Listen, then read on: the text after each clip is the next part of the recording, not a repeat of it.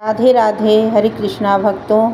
मैं आज आप लोगों को भादो मास के कृष्ण पक्ष की जया एकादशी की कथा सुनाने जा रही हूँ।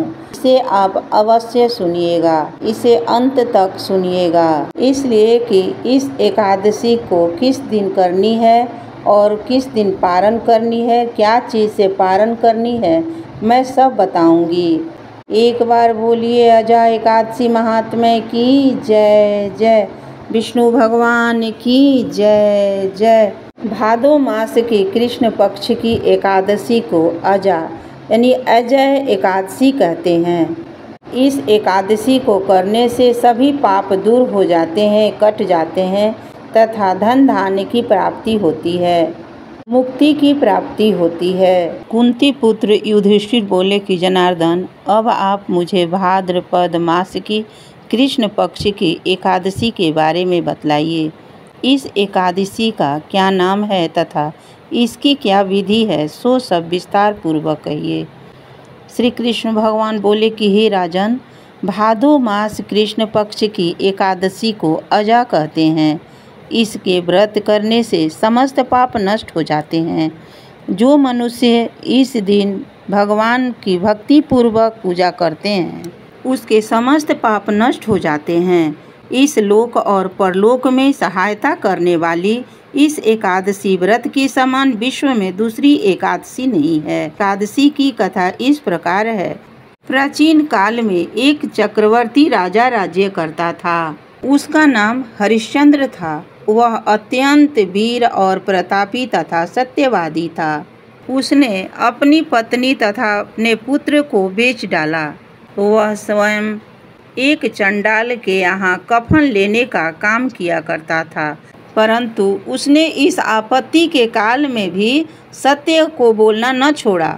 जब इस प्रकार उसे रहते हुए बहुत वर्ष बीत गए तो उसे अपने इस नीच कर्म पर बड़ा दुख हुआ और वह इससे मुक्त होने का उपाय खोजने लगा।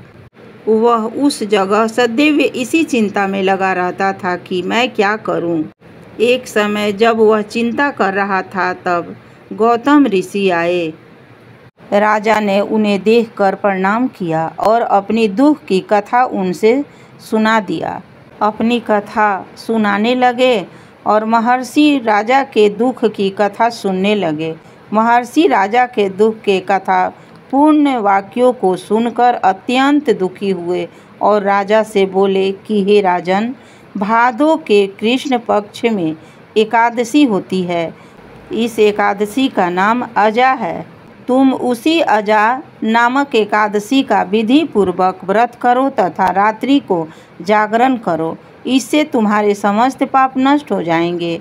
गौतम ऋषि राजा से इस प्रकार कहकर अंतर्ध्यान हो गए। अजा नाम की एकादशी आने पर राजा ने मुनि के कहे अनुसार विधि पूर्वक व्रत किया तथा रात्रि जागरण किया। उसी व्रत के प्रभाव से राजा के समस्त पाप नष्ट हो गए और उस समय स्वर्ग में नगाड़े बजने लगे तथा पुष्पों की वर्षा होने लगी और उसने अपने सामने ब्रह्मा, विष्णु, इंद्र, महादेव जी को आदि देवताओं को खड़ा पाया। उसने अपने मृतक पुत्र को जीवित पाया तथा स्त्री को वस्त्र तथा आभूषणों से युक्त देखा। व्रत के प्रभाव से उसको पुनः राज्य मिला। अंत में अपने परिवार सहित स्वर्गलोक को गया। हे राजन, यह सब अजा एकादशी के व्रत के प्रभाव था। जो मनुष्य इस व्रत को विधि पूर्वक व्रत करते हैं, विधि विधान से इस व्रत को करते हैं तथा रात्रि जागरण करते हैं, उनको समस्त पाप नष्ट हो जाते हैं और अंत में स्वर्ग को जाते हैं। इस एकादशी की कथा श्रवण व पठन से अश्वमेध यज्ञ का फल मिलता है। इसलिए इस एकादशी का व्रत सभी को करना चाहिए। एक बार बोलिए अजा एकादशी महात्म्य की जय जय, विष्णु भगवान की जय जय, माता लक्ष्मी की जय जय। अब आप सुनिए इस एकादशी का व्रत किस दिन करना है और किस दिन क्या चीज़ से पारण करनी है। 19 तारीख मंगलवार को करनी है और पारण 20 तारीख बुधवार को करनी है। पारण प्रातः 5 बजे से लेकर 2 बजे तक पारण है। आंवला से पारण करनी है। राधे राधे, हरे कृष्णा। लाइक करें, शेयर करें तथा सब्सक्राइब करें। धन्यवाद।